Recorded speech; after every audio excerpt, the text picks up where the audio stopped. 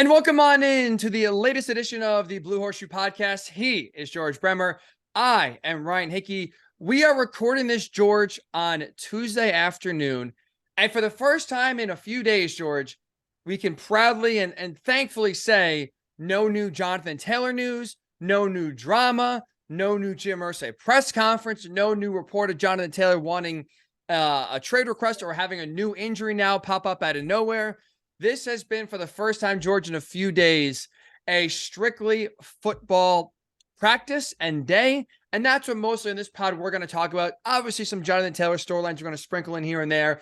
But for the most part, thankfully, George, we're going to get our wish and talk a lot about what happened on the field at training camp practice number 5, the first one in full pads. And let's kind of get the attention right now, right away started on Anthony Richardson. Good news, bad news here, George. Let's start with the good news. Number one, Anthony Richardson, the timeline that the Colts said was accurate. He had the nose surgery, the nasal septum surgery to be specific. He missed yesterday's practice. The diagnosis or the prediction was he'll be back at Tuesday's practice. And guess what, George? To their credit, the Colts medical staff on top of it.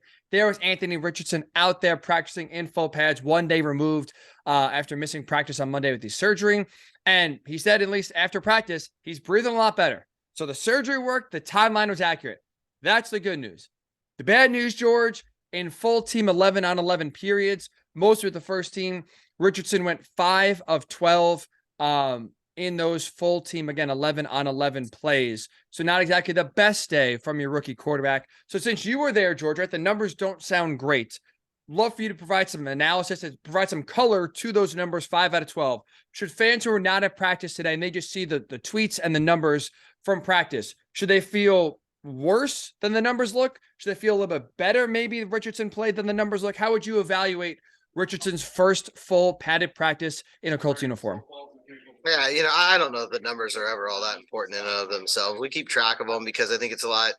If I just say it was sloppy today or he was sharp today, there's no context to that. If I say he was 9 of 12, then you can at least get a picture of, what that looks like. So for me, it's more just to be more specific in how you're speaking about things. But I think all the times you got to take all these numbers with a grain of salt. A lot of it has to do with the situations that they're working on that day. I mean, on a Saturday night practice, the attempts were a lot higher for both quarterbacks because they were doing mostly first and second down. And so they were throwing the ball a lot. It was an open field. It was, everybody's open in your progression. Sorry, looking hard for that word. You're not cutting the field in half. You're not worrying about, the tight spot of a red zone. And today was all red zone and third down work. So I think that's probably the two areas that Richardson struggles in the most right now. So it's not surprising that he would come out, have a rough day. 5 of 12 is only an 11 on 11. There were some rough spots in one-on-ones today. It was probably his worst period. We don't chart passes then because there's no defense. Well, there is, but it's not, there's not a pass rush. It's not anything even close to a game situation. But receivers were falling. There were some balls that probably should have been caught that weren't. There were some passes that were behind people. But I think that was always going to be part of the equation here for him. I think these days are probably as important for him as any day that he comes out here and aces the test, because it's all about, or it should be all about, from here until September 10th, learning as much as you can about the NFL. And part of that is having a bad day and going back in and sitting down with your quarterback's coach and your head coach and your offense coordinator, finding out why and what can you do to fix it. And a lot of times it's simple things. It felt like to me, from the outside, he didn't really speak on this after practice, but it felt like to me, he was thinking a little bit too much today. There was a little bit more hesitation on his part than there has been in the past. And maybe that's just from, having a day off the field and then coming out, maybe pressing a little bit today. It's not the kind of thing that sets off 5-alarm fire bells. There's nothing here that you're overly concerned with. I think it's to be expected. I think he's going to have days like this during the regular season too. Now, the one thing that's not really evident in practice today is, and you have to look at, as Chris Ballard said this, I think the day he was drafted, if not the week he was drafted, there's going to be days that he's like 9 of 27, but you're hoping that on those days he runs for like 120 yards, and that's obviously that aspect of it wasn't there today. So you don't know, could he picked it up? What I liked about it, he was 4 of 8 before the last little live period that they did, which he went 1 of 4 in, and it threw his only interception. A ball, that one was not good at all. He kind of threw a low pass, it hit a defender in the helmet, and then Khalid Kareem was able to intercept it, come down with it. But early on, I think he was 0 for 3, to start, and he bounced back, and he had in the middle there probably one of the best, series that he's had in any practice. He went 3 for 3, and seemed like he was confident. He was throwing the ball, where it needed to be. So I think that's going to always be kind of the tale of his rookie season. You're going to have, possessions that look really good, and you're going to have possessions that he looks like a 21-year-old who had 13 games under his belt in college. So, ultimately it was a very rough day, but I think he has to have these days. If you're going to get him to where you want him to be, he's got to go through days like this. I mean, Peyton Manning had practices like this. Andrew Luck had practices like this. You're right. There's no reason to panic today. And I'm glad you even brought it and brought the context in. It was a rough start, a rough finish, and the middle looked really good. I think that's also because we've talked a lot about Richardson's inconsistency more from a game-to-game perspective, right? And how can he, try to stack one good game on top of another, or how can he bounce back after one bad game and show out and kind of make up for it in the next game? I think what you just said is also going to be a real reality for this team and for Richardson this year is he'll have 2 or 3 drives or maybe a quarter or two where he looked like the worst quarterback in the NFL. A quarter or two, maybe he looked like the best quarterback in the NFL. And like we said, it's all about kind of piecing it together. It is going to be a roller coaster ride. I think we use that term a lot so far. And I think today, George, like you said, just kind of really encapsulates that. And it's not a bad thing because that's always going to be the biggest thing with Richardson. We know this guy can make and dazzle, make some of the best plays we'll ever see from a physical standpoint. And he kind of did it, what was it, on Friday's practice, I think, when it was indoors, through that 55-yard, across his body touchdown pass to Alec Pierce. We're going to see, I think, a good amount of that this year. We're also going to see, again, plenty of head-scratching plays, inaccurate throws, bad decisions. And now the question is always going to be with him, whether it's, success or failure. What's going to determine that is how he's able to bounce back from failure, how consistent he is able to get himself. And that's part of what this entire year is. And part of the reason why, George, we talked about how wins and losses in 2023 don't matter. If you could see just steady growth at the quarterback position from week 1 to week 18, that's all that matters. And like I said, it's a bad practice today. He's going to be able to, I don't know if it's going to help or hurt, but it's going to be probably a good test where they're off on Wednesday. So you can even stew about it a little more. And really excited to see now on Thursday, how can he bounce back? And can he put a bad day by him or learn from his mistakes to make sure that what went wrong today at Tuesday is not going to happen again on Thursday? And that's definitely some areas that we can now start to tangibly see, especially now when you're talking about a full 11-on-11 period. That's obviously the closest we're going to get to a game situation, and especially once we get to joint practices here too coming up soon. Really excited to see not only how he plays, but also how he either handles success on a good day or bounces back from a bad day as well. So you mentioned decision making in there, and I thought that's something I kind of forgot to hit on. Today, I don't think it was bad decision making. It was just execution. Okay. And I think you'll live with that. You know what I mean? I don't think a lot of this was him not making the right read or not putting the ball, where he should. It just was not executed properly. And that's just part of the experience factor that we've been talking about all along that he needs. So I just want to interject real quick with that, because I think that's, it wasn't a decision making problem today. And I think too, if you're talking, like if we pick apart negatives, right? I don't know how you feel, but for me, I'd rather have execution problems than decision-making problems. I think a guy we talked about a lot in this podcast in terms of comparison, Josh Allen showed you the Bills. You can fix mechanics. You can improve accuracy. So if you're Richardson, and a lot of the struggles this year are mechanics, execution, accuracy, I think that's, to me, way better flaws to fix than decision-making. If he can't read defenses or doesn't know where to go with the ball or is confused, kind of like Sam Darnold, you're screwed. You are truly screwed.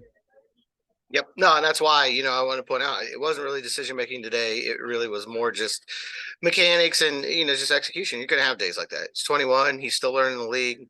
You're going to, and it was probably his 2 toughest challenges. The 2 situations that are toughest for him was the focus of practice today. So we'll see how he bounce back, like you said, on Thursday. And I think that's what really matters. I also think they feel really good. And certainly you get this, vibe from him when he was talking after practice today too. He's not a kid who's rattled easily.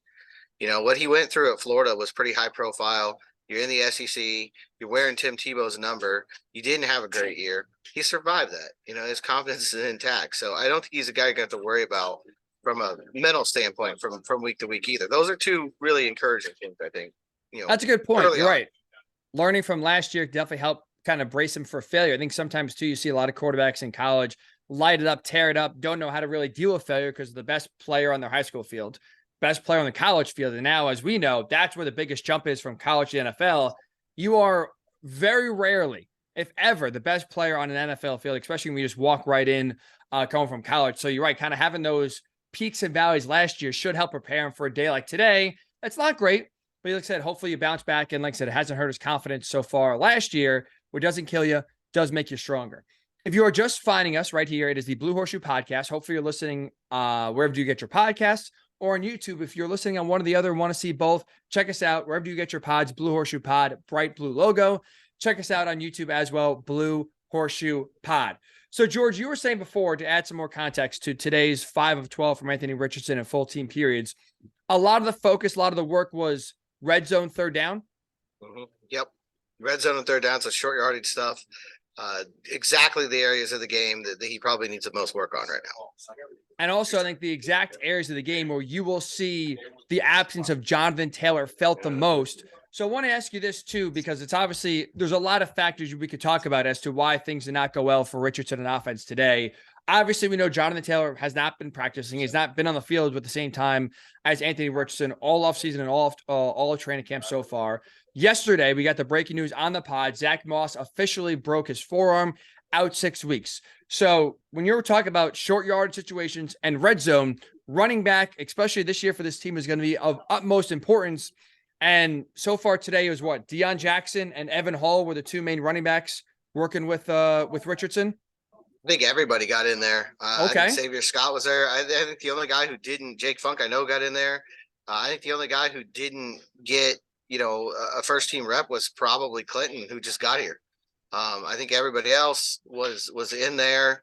They're rotating that group. They were when Zach Moss was here too. But I think even more so now, they're just rotating that crew through and trying to find the right fit. Toriano Clinton, the latest running back on the Colts, University of Indy legend. There's some impressive stats he's had in there at his time for sure. Undrafted free agent running back. So obviously there's a lot of mixing and matching in the running back position. And obviously, talent-wise, is a huge gap and deficit between Jonathan Taylor and everybody else. How much, George, I know it's tough, but can you quantify, or how much can you look at the running back position and Jonathan Taylor's absence contributing to Anthony Richardson's struggles today? Can you draw a parallel, or is it kind of almost disconnected in a way? I think right now it's disconnected just because, teams are really, you're just working on your keys, and it almost doesn't matter who's in there. Defensively, you're just looking at the position and you're reacting the way you're going to react. And he's still just reading defenses, the same way because of that. Like if Taylor's out there, they're not going to overplay him, in training camp. They're not going to send an extra guy his way or whatever, because they're trying to do the one-on-one stuff. And trying to get the basic, you don't improvise a lot out here. You kind of do what the basic plan is. You get that down. But I think it's something that as they get into the season becomes tremendously huge, because we know Taylor's presence is going to change the way defenses play him. Like I was just saying, they won't do that out here because, the Colts won't, but the Bears will on August 16th, and the Eagles will the following week. And as you get into preseason games and you get into obviously to the regular season, I think his absence will be tremendously felt. I think it's one of the most important elements for a quarterback who's young to have that running game, to have that other element out there so that defenses have to, if you're a defensive lineman and your job is, to crash down or to play the quarterback, if you're playing Taylor and Richardson, who do you take? Who scares you more? But if you're playing Taylor and Jake Funk, no offense to Jake Funk, the choice is a lot easier. You're going to take Richardson. So that's the most obvious one. But I think even just passing lanes and the way spacing happens, and the looks that he gets from defenses are all going to be completely different if 28's on the field than if he's not. And that's why if you're Chris Ballard, if you're Jim Irsay, Look, it's gotten ugly with Jonathan Taylor, but especially for a practice today that's specific on areas he would excel at and make Anthony Richardson's life easier. And like you mentioned, tight, kind of goal line to go, red zone plays and short yard situations are two areas that Richardson right now is struggling in compared to other parts, a deep passing game, etc.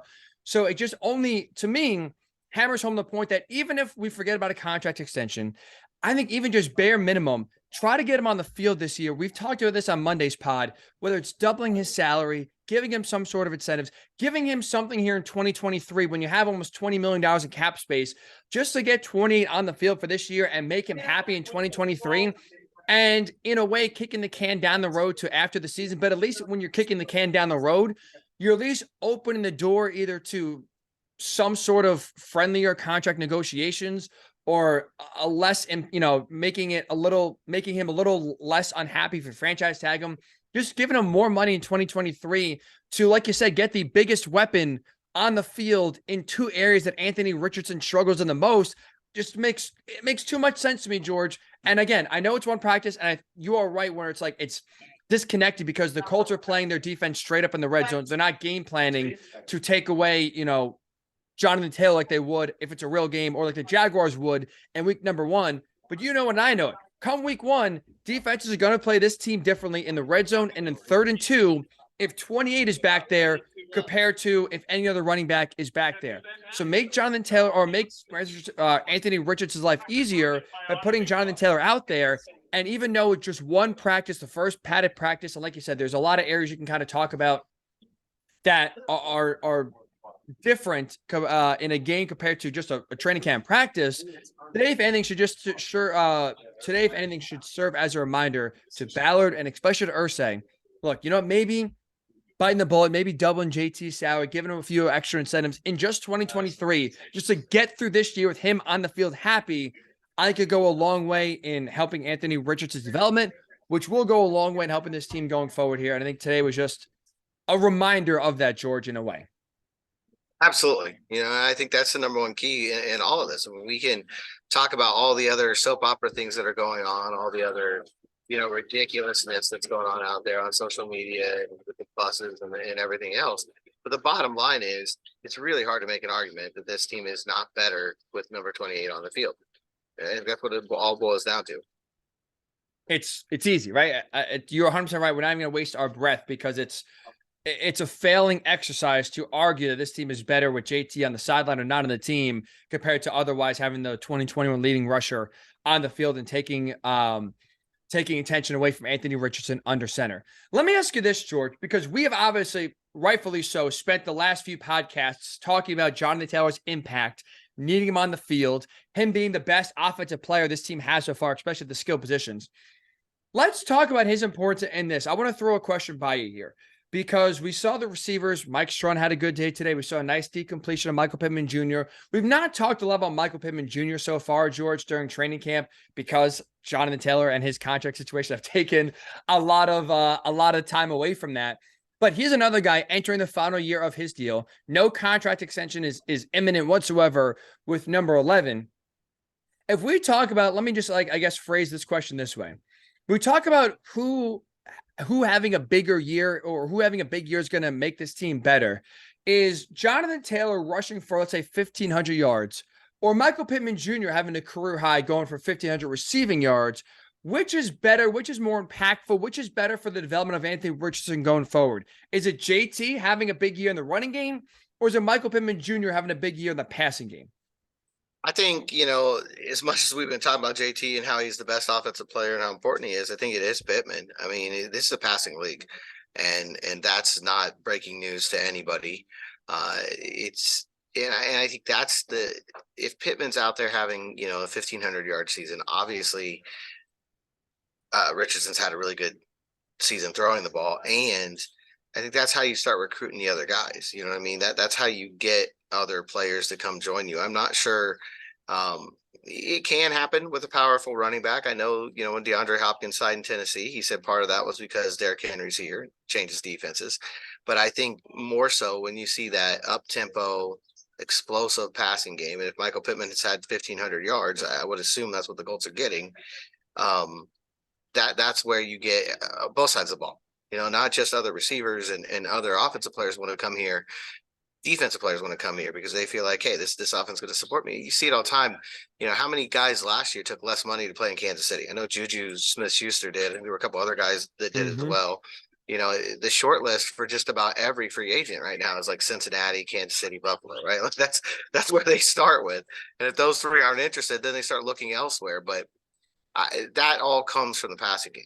And so I think, if Pittman's playing well, plus if he's playing at that level, then he's going to be a very huge security blanket for your young quarterback. He's going to be a target that, when the play breaks down or when it's 3rd and 5 and you don't know what to do, if you've got a receiver playing that well, you just look number 11's way and make play happen. I think, to put it into practical terms, you go back to Andrew Luck's rookie year in 2012, having Reggie Wayne, who didn't have 1,500, but I think he did have 1,200, somewhere in that neighborhood. Having him on the field was such a huge boost to Andrew Luck. And T.Y. Hilton had a good year that year as well. Yes. And I think T.Y. was helped by that. And that's the other thing about this with Pittman. Pittman's playing that way. It's better for Alec Pierce. It's better for Josh Downs, better for Jelani Woods. It's better for Jonathan Taylor, for that matter. I mean, I think, a receiver like that opens up everything else for you, and it just gives so much confidence to your quarterback. I think a young guy like that, to have that true number one, and if you've got 1,500 yards, the questions would end. Pittman would be a true number one receiver.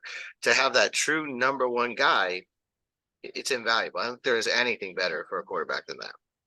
1,355 yards, 5 touchdowns, and a Pro Bowl nod for Reggie Wayne in 2012. You are 100% right, George. And I'm in a total agreement with you when it comes to who having a big year is more important for the Colts. It's Michael Pittman Jr. Without a doubt, like you said, it's a passing league. To have that, if you can have Pittman develop into the guy we hope he could be and be that true number one receiver going forward, he not only is going to help out Anthony Richardson in the passing game, he's also going to be here for a decade. Like we've talked a lot this last week about Jonathan Taylor, and I think his biggest contribution is going to be kind of helping develop Richardson now in the first 2-3 years of his career. But by the time the Colts and Richardson are truly ready to take off and be division, playoff, Super Bowl contenders, JT is going to either be at the end of his peak or off the team. And so then you're talking about either replacing him or hoping the passing game really takes off and supports this offense going forward. That's why I'm with you. It has to be Pittman Jr. If he's able to have a big year, kind of truly put not only the receptions together, but the yards together as well, be that tough 3rd down guy, be that security blanket that right now Richardson really needs, but does not have for the wide receiving core.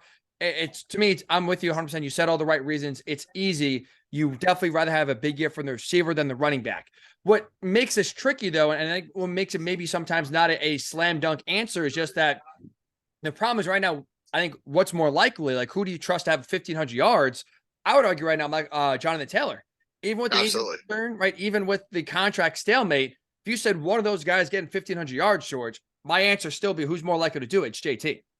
Absolutely. We've seen it, at 1,800. So right. Between the two of them, there's no doubt about it. Plus, it's tough for a receiver at times because the defenses are going to key on Michael Pittman. When we're talking about a difference that the JT makes on the field, Pittman's the same way. Like they're going to double him.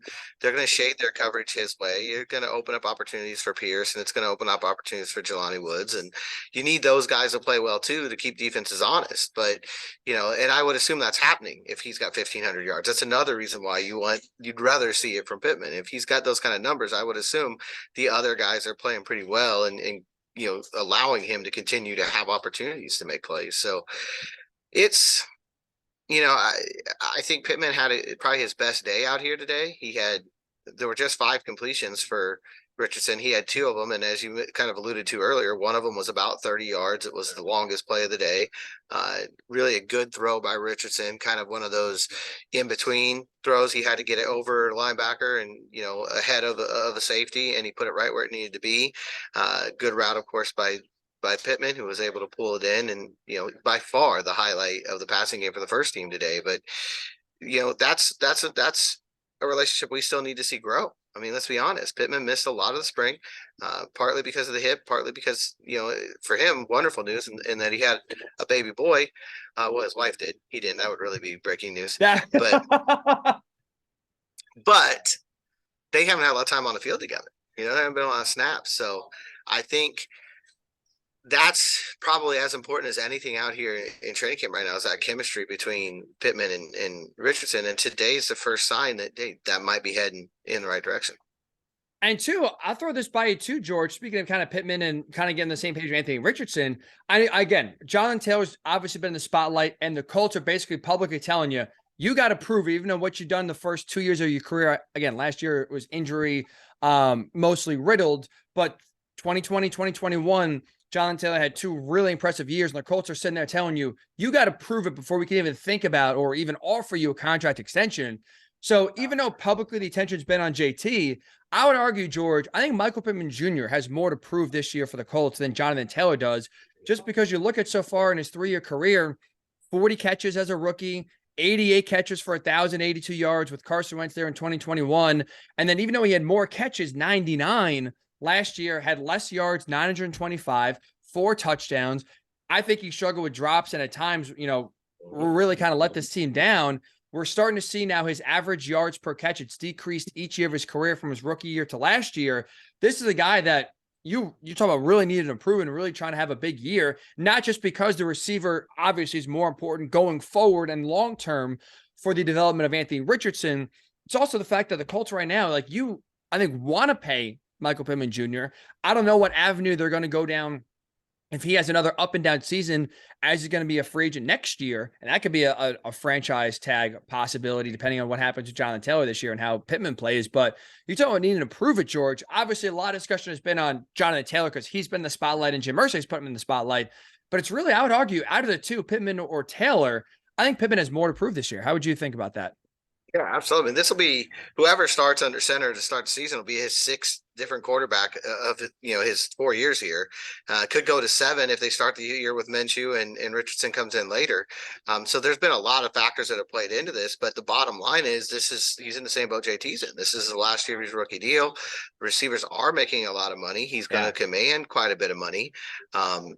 This is the time. There's never been a bigger offseason for him. And I think he's taking it seriously. You've seen his actions. He was here in Indy for most of the winter. He was around like the big things, like he was out there at the combine. He's obviously trying to take a little bit more of a leadership role. He's the guy who put together the trip down to Miami that they had this summer for the offensive skill position guys, to work on the passing game. So I think you've seen him understand off the field, how important this year is and the things that he can do to pick things up that way. And I think he understands it on the field. So yeah, it's as big as it is. And as big as the Jonathan Taylor situation is, if that was resolved tomorrow, Pittman would be the headliner the next day. I mean, it's that big of a year for him. And I think as much as we talk about Taylor's ability to kind of, help out and help the development of Anthony Richardson, Pittman's probably equally as important in that equation. And you mentioned the trip down to Miami and the time between mini camp and training camp.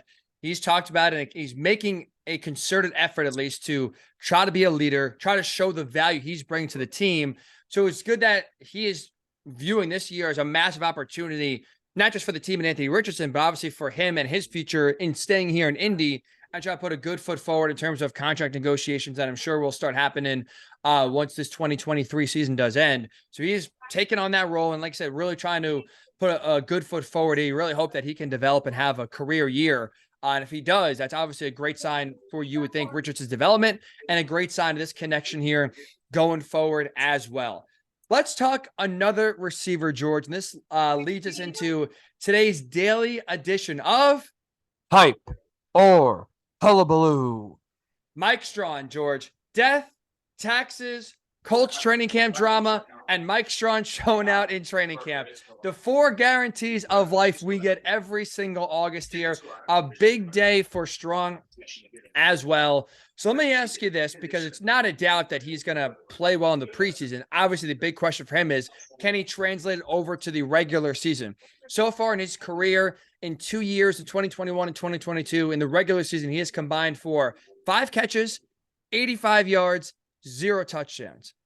If I say, George, hype or hullabaloo, Mike Strachan will have at least 20 receptions in the regular season, Are you going to buy that and say, damn it, this is the year his preseason, being the preseason darling translates to the regular season?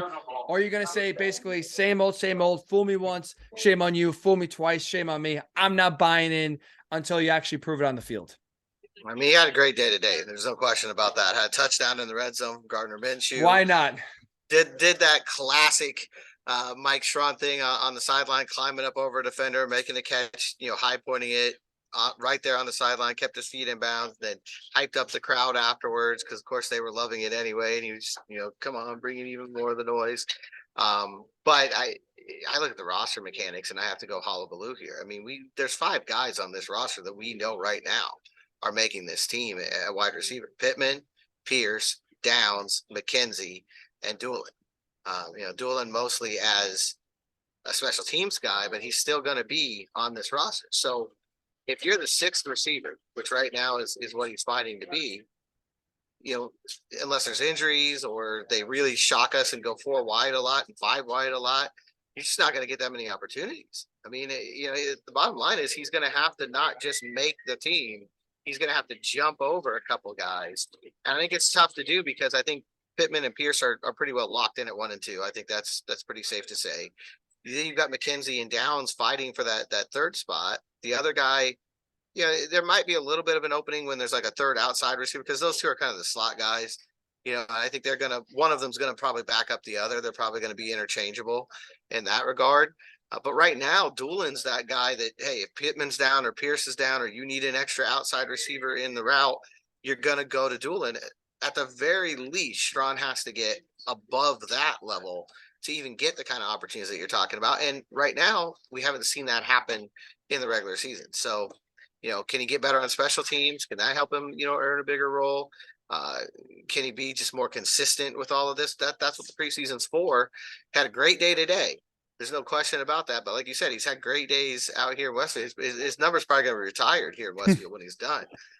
But, at this point, I think I'm going with Hullabaloo until we see it in a regular season game. Grand Park Hall of Famer, huh? Have the ceremony. Let's do it, George. Give the legacy something. Give the legacy something. I hate to agree, but I am going to agree with Hullabaloo here. And I'm going to say, on top of your reasoning, right, because getting on the field, making the team in and of itself, where you're fighting with Brashard Perryman amongst other guys, for just to make the team and be the 6th wide receiver is going to be tough enough. Then, like you said, getting on the field is going to be tough enough where there's a lot of guys in front of him that, even though they haven't proven a lot, are just higher in the depth chart and proven more so far than Strachan has in his short career. But also, too, I look at this offense this year, and even if he does get on the field and has a decent amount of playing time, I look at this offense as an offense. I think it's going to spread the ball out more. And I think, not obviously seeing it live and not really seeing any sort of game action, I'm going to predict that Shane Steichen's offense is going to make the quarterback, especially if it's Anthony Richardson, more of a point guard. Where even though there's a lot of unproven guys at the skill positions, there are a lot of mouths to feed, right? You just talked about it. I mean, Pittman, Pierce, Downs, McKenzie. You also have the tight ends. You have Jelani Woods. You have Mo Alley Cox. You have Drew Ogletree. Like, you have, if Jonathan Taylor plays, he's someone who can catch the ball in the backfield as well. We're talking about 7, 8 guys that on any given play could be eligible and could make a play in the passing game. So I just think from a pure volume perspective, I don't think Strachan, if he's on the field, is going to be getting 3 or 4 targets a game just because there's so many different options you can go to. And physically, at least, George, now see, obviously he plays on the field, but at least on paper, physically, a lot of mismatches Shane Steichen can exploit and have fun with. And so because there's, again, unproven, I understand that, but a lot of, in theory, mouths to feed, I just don't see the volume for him or really any receiver being extremely high where you're going to get, a massive target share. So for a 6 wide receiver guy who's going to have trouble getting on the field anyway, I'm with you. I don't think this training camp hype that's starting already for Strachan in year number 3 is going to result in him kind of finally breaking through and getting even just 20 catches on the year. I have to agree. I mean, he's a great kid, and I think he's easy to root for, and you see the mismatches he makes. But there's a reason why it's whatever you said, 8 catches, whatever it is through his first couple of years here, because he hasn't been able to prove it consistently. And I do think it's harder. Like, yeah, you're not talking about, a skill position set stocked with Pro Bowlers right now out here, but you are talking about a lot of guys who they feel like have specific roles, and other guys that are looking to grow too. I mean, I think Jelani Woods is a breakout candidate this year in this group. Drew Ogletree is a potential breakout guy, coming back from an injury. Kylan Granson is a potential breakout guy. Good call. And the tight ends that depth chart is wide open. And I think anybody who gets hot there. Steichen today was talking specifically about the running backs after practice, or maybe it was yesterday.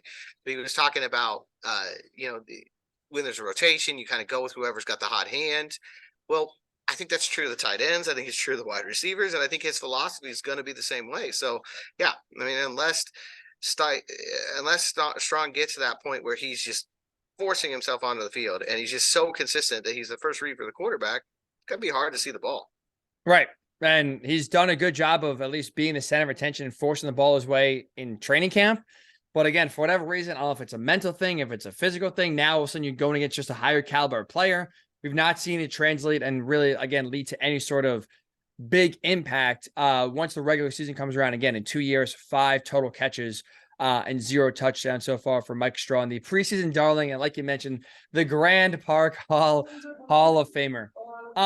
Let me ask you, let's wrap up the pod with this, George. So we started the pod by saying it was a quiet day in the Jonathan Taylor front, and thankfully we went basically a news cycle, or at least from podcast to podcast, so 24 hours, with no real news, no real drama. Now, this obviously, the Colts have thrown themselves into the center of the NFL landscape. You have been busy. There's been no time off for you because every single time you can catch your breath, there's boom, a new tweet or a new story or new something that has something to do with Jonathan Taylor, and you're working like a dog. Poor Stephen Holder is on ESPN, I think, 24/7. That poor guy is always hitting, and always providing updates on SportsCenter. So the Colts, not a big national team, have been one of the few national focuses of the NFL so far. We talked about a lot in the offseason, George, right? This has to be the training camp of Anthony Richardson. Everything, every single thought, every single practice, every single rep, every single move should be centered on how can this make Anthony Richardson's development easier and better. Obviously, what's taken away from that, at least what's taken away from the attention, has been Jonathan Taylor's contract extension and contract negotiations. Because this has been so far a big distraction, we have the owner talking about it, Jonathan Taylor's agent talking about it, threats of which list to put him on, and if he's even going to play. If you're the Colts, is it worth trading Jonathan Taylor strictly and only, George, from the perspective of removing a headache from the team, getting the attention off of your squad going to 2023, and putting the focus back on Anthony Richardson? Is it worth trading Jonathan Taylor for probably little value getting back just to remove a distraction away from the team? Or is it still worth keeping a very talented guy kind of pushing through the storm and hoping that once the regular season comes, it's back to football? Yeah, I don't think it's reached the point yet where it's just get rid of him time, get whatever you can and move on. For one thing, and I think Gardner Minshew did a good job of kind of elucidating this today. It's not a distraction to the team at this point. And the reason is because you've got 90 guys here and their entire focus is on them. Training camp's a very selfish kind of time. Like, you're trying to do your thing. You know what you have to do to either make this team or get a starting job or whatever it is, earn a free agent contract. If you're Michael Pittman, they all have different goals right now that they're trying to get to this year. And that's the entirety of their focus. So when you're out here and you're in training camp, all the other stuff that's going on, it's very easy for them right now to ignore it because you don't have games and you're not you're not worried about your own playing time or whatever. Now you're literally worried about the next drill. It's cliche, but it's very true this time of year. That's all that really matters. Can you go out there and can you do whatever you need to do on, in this case, Tuesday to get whatever that goal is for you. If it's a starting job, if it's a place on the 53-man roster, if it's a place on the practice squad. So, but as we get closer and closer to the regular season, that changes because the focus starts going more into team and what can I do to help this team win? Once you lock up your goal that you were looking for, now it becomes, how can I help this team make a run and maybe win a division or sneak in as a wild card or whatever that goal may be, have a 500 record. You know what I mean? Whatever that goal ends up being. And I think as we get closer and closer to the regular season, I think it's become more and more of it's a huge story now outside the building. I think as we get closer to week 1, it becomes a huge story inside the building. And then I don't know, you may have to rethink that process. But right now, I mean, we just talked about it earlier in the pod. Taylor's usefulness to this football team as, a tool by which you can help the development of Anthony Richardson, I think is worth whatever headlines and, Sports Center pops or whatever you have to deal with for the time being. I agree. And I'm with you in the sense that I think Jonathan Taylor's contributions on the field outweigh whatever distraction he has brought so far through the first week of training camp, and will continue to bring the longer this goes unresolved. Even if this goes into the season, George, and even if he does something that I don't think he will do, sits out, I actually think that could be not a positive, because again, the Colts are they're a better team with him on the field. Don't get me wrong. But here's what I mean by the Colts can maybe spin this as a positive if this gets so ugly that he sits out and does not play in 2023 and the Colts do not trade him. He's on the team and it's a talking point all throughout the year. That could almost, in a way, while hurting the on-field product and hurting Anthony Richardson's development, I think could help in a way in providing a shield, in the sense that everyone in the fan base we've been talking about for 5 years now, get a quarterback. Now they finally drafted a quarterback in Anthony Richardson. Everyone wants him to succeed. But as we know, George, in today's NFL, no matter what fan base you are, no one is patient anymore.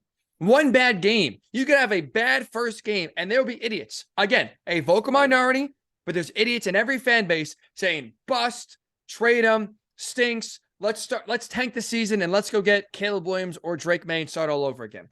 Patience is non-existent in the NFL, really non-existent in life, but especially for football. But if Jonathan Taylor now is a story where he is sitting out, where now the main topic of conversation, even into the season, is Jonathan Taylor, his future, should the Colts trade him, will he return? Now Richardson flies under the radar a little bit, where a bad game, it's going to happen. Right? We are fully cognizant of that happening.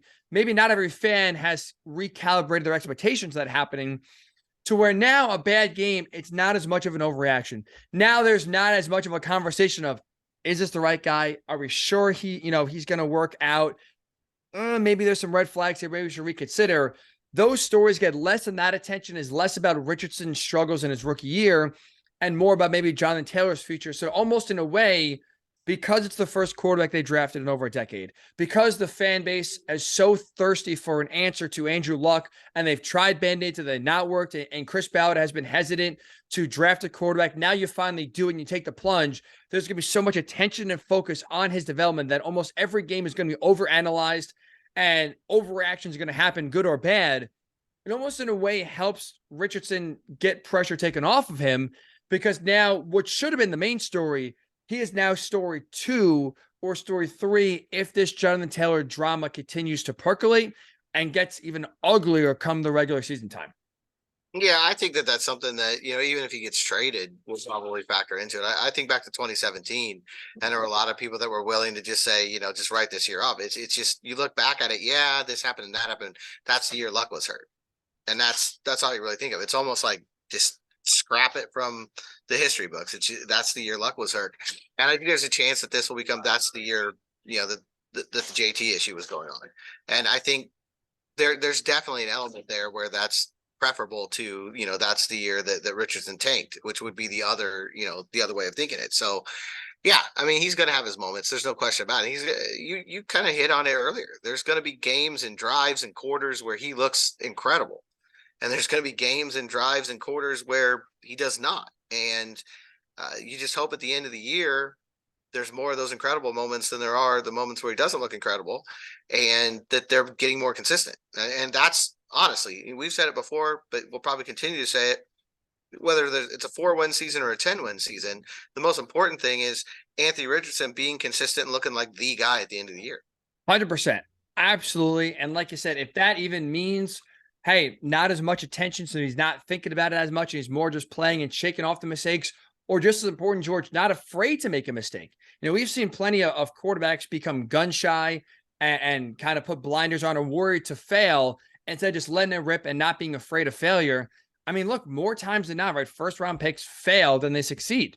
And I think a large part of succession is where you go, the environment, what's around you, and also how can you kind of cultivate success. I think Shane Steichen's vision and plan, I think he's the right guy to develop Richardson. I think a little bit of help they can get is a little pressure taken off in the sense that the fan base is not overreacting or freaking out every single play he makes, dissecting and saying, oh, this is going to be, better than Andrew Luck. Because again, high expectations and setting a high bar after a good rookie year is also going to do him no favors, because impossible expectations to me, he's only going to fail them. If we're talking about after 2 games or after 1 year, he's better than Luck, better than Peyton. Again, fans will say that if it's a good year, and fans will call him a bust if things go wrong. Again, I hope Jonathan Taylor's on the field week number 1. I expect him to be on the field week number 1. And like you talked about before, we talked about earlier in this podcast, the Colts, without a doubt, unequivocally, are a better football team with JT on the field versus them off the field. But at least from me being an eternal optimist, George, if this goes unresolved and if JT takes his nuclear option, like we kind of talked about on Monday's pod, and decides, you know what, screw the money, I'm going to sit out, I'm going to miss, game checks, I'm going to just truly make a statement here for not only myself, but running backs across the NFL to try to help us going forward here, and sits out games, that bleep storm, we won't curse, we'll keep it family friendly, that storm that's going to be circle around this team could serve a little bit as a positive to take a little bit of attention and pressure off of Richardson's first year and not have people overreact, good or bad, to what is going to be, like we said, an up and down season. And especially now in the first padded practice, like we saw on Tuesday here, George, an up and down practice in the team session where some bad, some good. It's going to be rough, right? It's not going to be Andrew Luck in 2012 where he turns his team around and takes them to the playoffs in year number 1. That ain't going to happen. That is not going to happen. So get your expectations right now. And hopefully today, even though it's a bad practice, can help kind of reset the brains of fans of just like, oh yeah, this is going to be some fun, but also it could be, a little down as well when it comes to Richardson's play in 2023 here. And JT could have a little bit of part of that if this drama does continue. And if we have more RV bus visits or more comparisons of Jim Irsay saying, if I die tomorrow, the NFL goes on, it's a privilege to be here. I'm curious, George, if this continues here, what lines Jim Irsay pulls out to just hammer home the point of if it's a privilege to play in the NFL and you should be happy making $4.3 million. Like you brought up the death line now. How can you top it going forward? Can't really get any darker than that, can he? I don't know. I have confidence he can, though. I mean, I don't know what the next level is, but there's always, whether it's Star Wars numbers years ago or the death quote now, he's always a quotable owner, if nothing else. That he is. Oh, maybe he'll go like props or like demonstrations, like have like a dummy like fall off the bus, or like maybe he'll run over like a crash dummy, like, or a tackling dummy, like with his RV bus, just to demonstrate, look, this dummy practice is still going on. That could be me or JT tomorrow. We're going to keep on going. Oh, the pressure is on you, Jim, to keep on keeping us entertained in a sick way, I guess we could say. At least he was the only one dying in his equation, though. I mean, True. at least there was that. So, yeah, that was a surreal moment in what has been a surreal camp. But hey, one relatively quiet day so far. We'll see what tonight brings. But one day where it felt a little bit more usual, at least during practice out here. And happy anniversary. Again, it's felt like a lifetime, but we have made it in exactly 1 week, George. We are 1 week through training camp. I feel like I've aged a ton. You've aged a ton. We still have, it's crazy, on August 1st, a long way to go before the actual season starts. And it has already felt like the longest training camp of our lives. And that is saying something when we talk about this team and the recent drama in the last 5 years that they have incurred during what is supposed to be the optimistic time of the year. It is crazy to say. So there is still, I think, a lot more to go, George, a lot more drama, a lot more twists and turns. So if you haven't already, perfect time. Subscribe wherever you get your podcasts to the Blue Horseshoe Pod, and subscribe on YouTube, the Blue Horseshoe Podcast. You could see our faces and the shock in our faces when inevitably Jim Irsay talks again. If Jonathan Taylor pulls another stunt, whatever it is, you can see the true shock and awe of our face. And you can also see George's Red Dragon hat, which he has proudly worn so far for the every day of training camp this week. I will continue to wear the run the damn ball hat until JT gets paid, which maybe sewn to my head, George, for a very long time and for a few years and may never have to come off. If they don't pay him, I guess I can take off eventually, right? If they trade him or let him go, I can take it off at that point. Coming like Indiana Jones's fedora, man. You're gonna staple it on there. It's just gonna live there forever. And hey, Wrexham season opener is August 5th, so it can always get a little bit of a distraction that way, and see if the Women's World Cup team can maybe, like, I don't know, score a goal. That'd be nice. Man, Be nice. It's rough for them. Been rough. And now former players are attacking him. It's. Do you know what? Survive in advance, right? They're in the knockout round now, so survive in advance. It's all there in front of them. Even the juggernauts still face scrutiny and criticism and backlash. So that's another thing to look forward to, George. Hopefully one day, like 5 years, we're screaming about this team only averaging like 25 points per game. Man, They suck. Man, they couldn't break 40 this week. Man, terrible. They're celebrating. They stink. They didn't win by enough. That's nice. First world problems there. First world problems. Hey, baby steps, right? It all starts with the next practice on Thursday. So with that said, we'll be off on Wednesday, back on Thursday. So it gives you a chance to catch up because we do have a lot of content coming your way. So I know it's tough to say on top of everything with life being busy as it is, let alone the Colts adding to that. So nice little off day Wednesday. We'll be back Thursday. So catch up. We'll talk to you on Thursday after, hopefully, was another quiet practice, George, but we'll do so right here. Where else? The Blue Horseshoe Podcast.